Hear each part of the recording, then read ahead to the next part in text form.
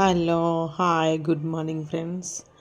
Morning breakfast కోసం అని చెప్పి తడటుకులు చేయడం జరిగింది, పోపుకి వేయడం జరిగింది. దీనికోసం అని చెప్పి ముందుగా అటుకులను కడిగి ఇలా పక్కన పెట్టేసుకోవాలి.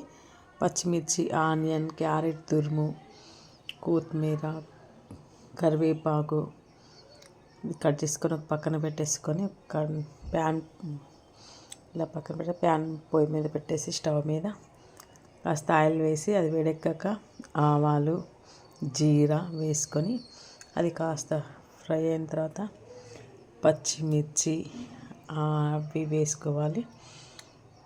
పచ్చిమిర్చి కాస్త అటు ఇటు ఫ్రై అయిన తర్వాత ఆనియన్స్ అవి కూడా ఫ్రై చేసుకోవాలి, పచ్చి వాసన పోయేంత వరకు. ఆ తర్వాత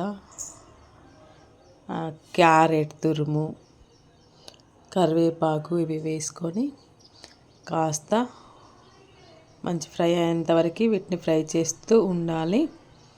ఇలా చూపెడుతున్నట్టు చాలా మంచి టేస్ట్ అనేది అయితే వస్తుంది ఇలా చేసుకోవడం వలన.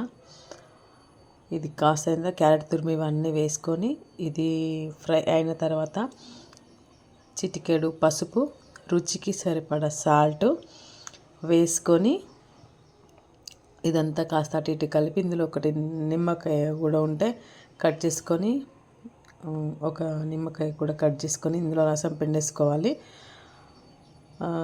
తర్వాత తడిపి పెట్టుకున్న అటుకులు ఉన్నాయి కదా, అవి ఇందులో తీసేసి